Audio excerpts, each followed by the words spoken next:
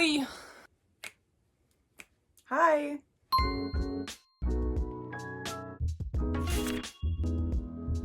We made it to the end of the first month of this year, which means that it's time for the first wrap-up of this year, and I'm very excited to be filming that today. The month of January was a pretty decent reading month numbers wise. I read 10 books, which is good. Book wise, I read like a lot of average books, I'd say. There were a couple standouts. I had 2 5-stars, but for the most part it was kind of just like whatever. Genre wise, I read an equal half romance and half thrillers. I've just been really enjoying reading thrillers these past few months. Sometimes it's just fun to read about people killing each other instead of just banging each other, you know? So very much still in my thriller era, as they say. Except the first book I read this month was actually a romance book.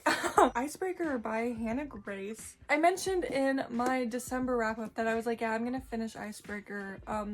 Definitely did not happen, obviously, but I did finish it in January. If for some reason you don't know, this is a college romance hockey figure skater. I don't know the difference. I'm so sorry. It's about Nate and Anastasia. Anastasia. I don't know. It was really tripping me up because I did not know how to pronounce her name. They call her Stassi for short. So is it like Anastasia? Anyway, it's a romance between them and it was very cute. Honestly, it feels like forever since I've read this book. The whole first half of the month feels like it just didn't happen. Like, I barely remember reading this, but I did like it. I thought it was cute. I didn't absolutely love it. It's not gonna be like a new favorite of mine or anything, but it was enjoyable. I think it was a little long, honestly, but I did like the characters. Nate Hawkins, love him. Anastasia, Stassi, whatever her name is. I did like her too. I like how they communicated with one another. I like how they were upfront with one another. So I did like that. But again, I thought it was just like a little too long. I feel like they got together like really early in the book. But yeah, it was still good. I enjoyed it. Solid 4 stars. Next, we are moving on to The Housemaid by Freida McFadden. Another one that's been popping off recently. So happy I finally read this. Spoiler alert, I gave it 5 stars. I loved it so much. It is about this girl named, I know her name. What is her name?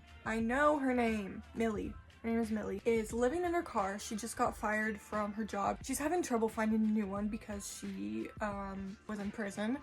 So she's having a bit of a rough time. Then she gets hired by this really rich lady who lives in a very rich neighborhood in a very nice house with a very nice husband and a little brat of a child. And Millie gets hired as their housemaid. So she gets to live there and, you know, she quickly realizes things are a bit sketchy, alright? As you would assume, because it's a thriller. But she can't quit because she needs this job. No one else will hire her, you know. That's all I really want to say about this. The chapters are short. It's fast-paced. The writing is really, really good. This is exactly the type of thriller I like, and I will 100% be reading more by this author because hot dog was it good. Definitely a new favorite thriller of mine. I highly recommend. There's also another book. There's like a sequel coming out soon. That'll be fun. Next, I read Kill Switch by Penelope Douglas. This is the 3rd book in the Devil's Night series, and honestly, I don't really remember a thing about it. Truthfully, it felt the same as the other books in the series, and I think I just need to accept that this is not really a series for me. It's just, I don't really care for the characters that much. Something about it I just can't really get into the same way as I've gotten into their other books. You know what I'm saying? Like, it's not bad. I just find myself kind of bored. There is one more book left and a couple novellas in the series. I think I'm gonna finish it. I don't hate it, and I am curious to see how it's like all wrapped up. You know, it was just okay. I finally read Twisted Love by Anna Huang. So going into this, I had very, very low expectations. I just haven't heard the best things about this book in particular. I've heard really good things about this series as a whole, but this one, I don't know, some of my friends read it and were not really like too into it. And I know the guy is like a freaking weirdo. So, well, I don't know if weirdo is the right word, but he's like one of those overprotective characters that's just like very intense. And those are not always my favorite to read about. Both of them have a lot of like family trauma from their past. This book was very interesting though because it took a turn that I wasn't really expecting, nor did I really care for. I liked Ava a lot. I love her friends. I'm so excited to get to their books. Alex was just kind of like, not my favorite. Also, when he started singing, wow, that you do not need to be doing that, my dude. You do not need to be doing that. Ava liked it, so who am I to judge, you know? But yeah, I gave this 3 stars in the end. Not as bad as I was expecting, but still not great. After that, I was in need of another thriller. So I picked up one that has been on my TBR for quite a while, and that is The Wife Upstairs by Rachel Hawkins. This is about Jane. She is a dog walker for people who live in this very rich community. She doesn't live there, but she goes there to walk dogs. One day she's walking a dog and then she meets this dude. Seems so perfect. He's so nice. He is rich and single. And you kind of, things get weird, things get wild. There's another mystery aspect to this because this guy, he recently lost his wife.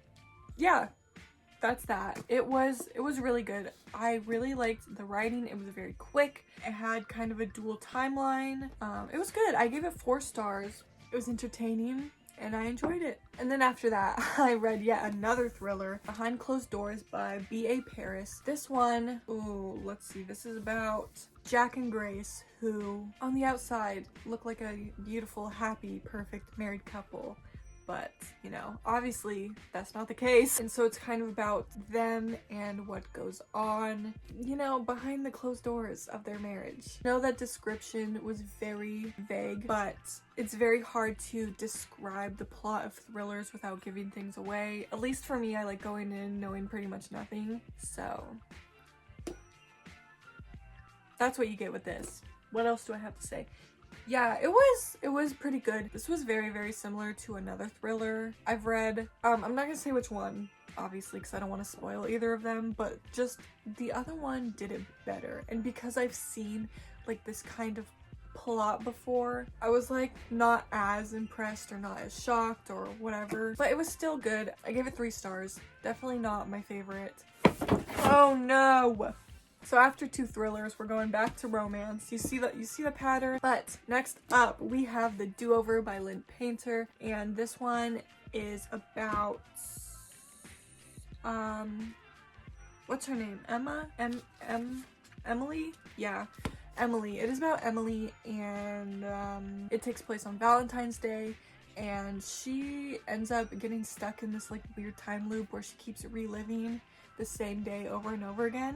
She's had a very unlucky day and she seems to be stuck in it. Bad things keep happening. You get it. I was very skeptical of this book at first just because, I don't know, I wasn't very excited about that kind of plot, but it really didn't bother me that much.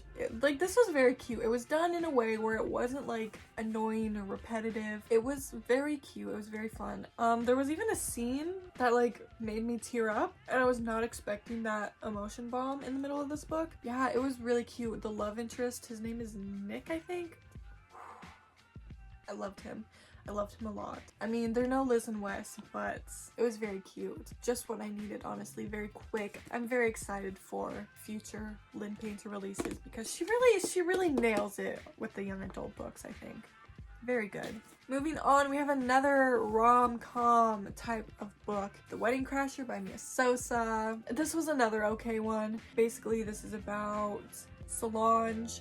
She is helping her cousin who is planning a wedding. She's there like assisting the wedding planning. Right before the bride and groom are about to get married, she is lurking in the halls. She overhears the bride confessing her love to someone who is not the groom, and so she ends up like breaking up the wedding. When the marriage person is like, hey, does anyone object? That's when Solange comes in and she's like, yo, I object. Even though she does not know these people, but she can't let them go through with this wedding when they're not in it. But anyway, this ends up being a romance between her and the guy who's about to get married, and his name is Dean, and they end up in this fake dating situation, and it was really cute. I did like the fake dating. I really did like the characters, but I'm just not a huge fan of these kind of traditionally published rom-coms in general. They're just not my favorite things to read, and this was unfortunately just like a very average book for me. I gave it 3 stars. Again, not bad,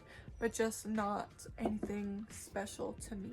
After that, I was like, okay, it's thriller time, baby. Like, I need something that is more exciting. And so I picked up Sometimes I Lie by Alice Feeney. This one is about Amber, and she wakes up in a coma. Wait, wait, she's in a coma. This is from her point of view, and she's in a coma, and she doesn't know how she got there. She doesn't know what's going on. She can't communicate, she can't move, but she can hear the things that are going on around her. A dual timeline kind of thing, so you get stuff that happened in the past that leads up to what happened to her, and then you get the present when she's trying to figure out what's going on without being able to move at all. And honestly, this was not my favorite either. I didn't really like it all that much. I don't know, I've just noticed that Alice Feeney books are either a hit or miss for me. Like, I really liked Daisy Darker, and I really liked what's that other one called? Rock, Paper, Scissors. I really liked both of those, but this one and His and Hers just didn't really do it for me. I gave it 3 stars. It was interesting, I suppose. And finally, that brings us to our final book of January, and we are ending it with a 5-star, baby, and that is Never Lie by Frida McFadden. Yeah, after reading The Housemaid, I was very curious to read more books by this author, and oh boy, she did not disappoint. Basically, this is about Trisha. She and her husband are looking to move into a new house. They are very recently married. They want to find a place. They end up finding this place that used to belong to this psychologist who ended up going missing. No one knows really what happened to her. It was this huge story in the news. You know, this couple goes to check out the house, and they end up getting stuck there because of a huge snowstorm. And they find some interesting things in this house. Specifically, the wife, she goes snooping, she finds some things. Again, the writing was just so good. It was so quick, so fast-paced. The chapters were short. This is like exactly the type of thriller I like. It takes place in a short amount of time. There's like a creepy house, which genuinely freaked me out. The creepy house at night setting, no thank you, don't like it. But it makes for a really great setting in a thriller. Really good. So, oh my gosh, my stomach just grumbled so loud. I need some lunch. So with that, I think we will wrap it up there, because those are all the books that I read. So crazy that the only 2 5-stars I had this month were both thrillers, and both thrillers by the same author. If you've read any of these, if you have any thoughts on them, let me know. Also, if you have any video requests you want to see, you can let me know that as well. I'm trying to get some more ideas up in this noggin, because right now it's pretty empty. But anyway, that's my wrap up. Hope you enjoyed. As always, thank you so much for watching, and until next time, turn it off, please.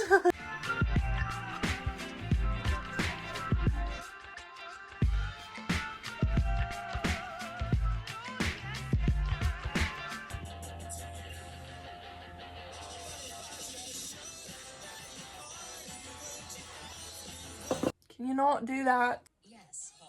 I don't know how to read.